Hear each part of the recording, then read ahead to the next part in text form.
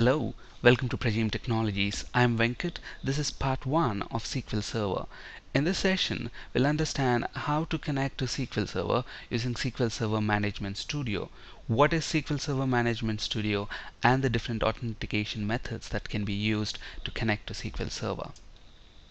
Now, you need to have SQL Server Management Studio already installed on your machine. If not, there are several articles on the web which can help us how to do that. So once you have SQL Server Management Studio installed on your machine, to open that, go to the Start menu, select All Programs, and depending on the version of the SQL Server that you have installed, you should see a respective folder here. For example, if you have installed SQL Server 2005, you should see a folder for that here, Microsoft SQL Server 2005. On my machine, I have Microsoft SQL Server 2008, so I see a folder for that. Expand that, and within that folder, you should see SQL Server Management Studio. Now select that. Once you select SQL Server Management Studio, you should see a Connect to Server window coming up, and this is the place where we specify the information that is required for SQL Server Management Studio to connect to a SQL Server database. Now, SQL Server Management Studio and the SQL Server database are two different things. Okay, so a database server typically contains all the tables and the data, any SQL Server management object that you create. For example, it could be trigger, view, tables, data related to those tables, etc. All of that will be stored centrally on that database server. And to connect to that database server, the client tool that we generally use is SQL Server Management Studio. So keep in mind, SQL Server Management Studio is just the client tool to connect to the database server, and it is not the server by itself.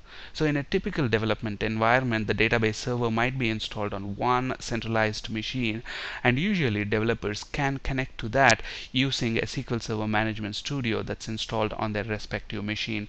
In this example, you can see that we have 4 developers, and from each of the developer machine we can use the SQL Server Management Studio, specify the information about this database server. For example, from this developer machine 1, if I have to connect to the SQL Server database, okay, I need to tell, okay, this is the server name and user ID, password, and how do you want to connect from this machine to this server. Do you want to use Windows authentication or SQL Server authentication? Okay, the point to keep in mind, SQL Server Management Studio is just a client tool and not the server by itself. And now we will see how to configure SQL Server Management Studio to connect to a database server.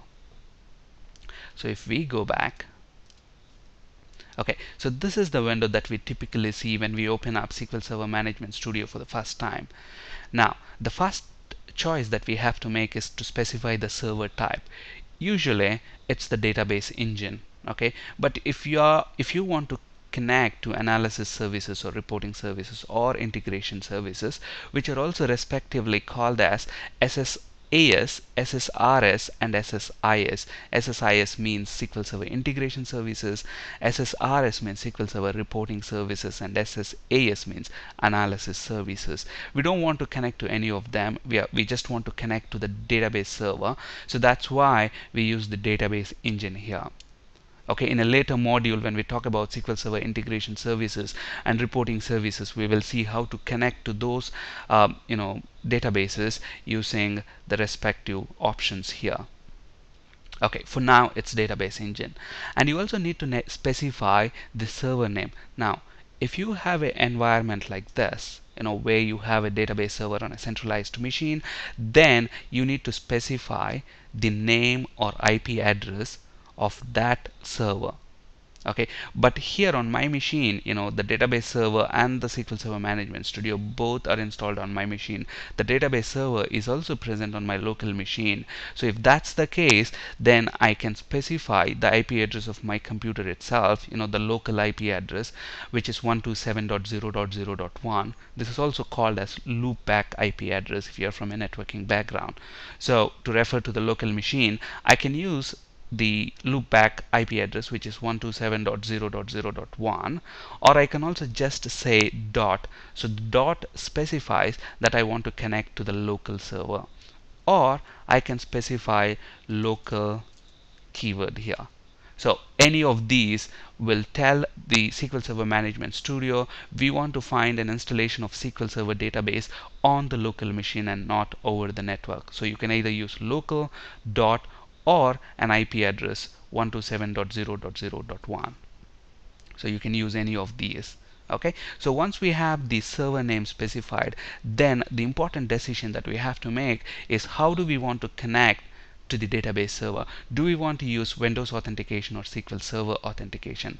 Now the options available here for you to connect depends on how you have configured the SQL Server during installation. When we are installing SQL Server, basically it provides us with two options for authenticating against that installation of SQL Server. Those two options are mixed mode authentication or SQL Server authentication. So if you choose mixed mode authentication, then it means both of these options will be available for you to connect to the SQL Server. If you have just chosen SQL Server authentication, then you cannot use Windows authentication.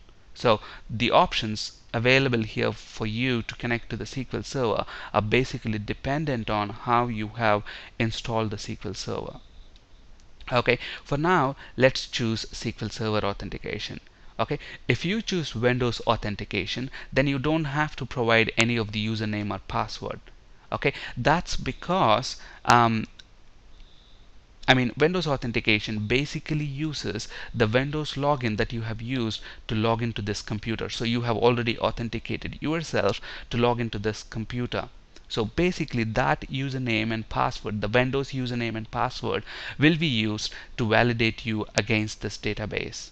On the other hand, you can also use SQL Server authentication. So when you use SQL Server authentication, when you are installing SQL Server again, you would have specified what is the username and password that you want to use to connect to this installation of SQL Server.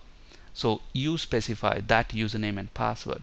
Typically we specify that as a system administrator and a password for that. Okay, so we have to provide that username and password. So let's provide that username and password, and then I can click connect. So now when I click connect, it should connect to an installation of SQL Server that's locally installed on that machine. And once that's done, look at this, it has connected to the local SQL Server on this machine, and then I can basically see all the databases, okay, and the security related stuff. Now this window on the left hand side is called the Object Explorer window. Okay, where you can see the database objects, you can explore through those database objects. That's why it's basically called as Object Explorer. Now if I have to write a query, then I need a space to do that, and the first thing you have to do is click on this new query button on the top left hand corner. That should bring you up a new query editor window where basically we can type and execute queries. Okay, but again, to type and execute queries we need a database. So what's a database? A database is a collection of tables and all your database objects. Okay, we'll see in the next session how to create a database, and we will start writing queries. Okay, now so this is your Object Explorer, this is your query editor window, and if I just hover my mouse over there, it shows me I am connected to the local machine. And then there you see something called .master. That's nothing but the database context that we are currently in. So here you can switch the database against which you want to write a query. Now you might be wondering, how did I get all these databases here? For example, system databases. If I expand that, I have master, model, MSDB, TempDB. So what are these? As the name suggests, these are system databases. And how did they get in here? When I installed SQL Server, they automatically got installed, and these are required for the functionality of the SQL Server. Okay, and we can also create user-defined databases by just right clicking on that and selecting new database, which we'll be doing in the next session. Okay, basically this session is all about how to connect to SQL Server, and the point that we have to keep in mind is that SQL Server Management Studio is not a server by itself, because many people get confused by that. It is just a client tool to connect to the SQL Server. On this slide you can find resources for ASP.NET and C# interview questions. That's it for today. Thank you for listening. Have a great day.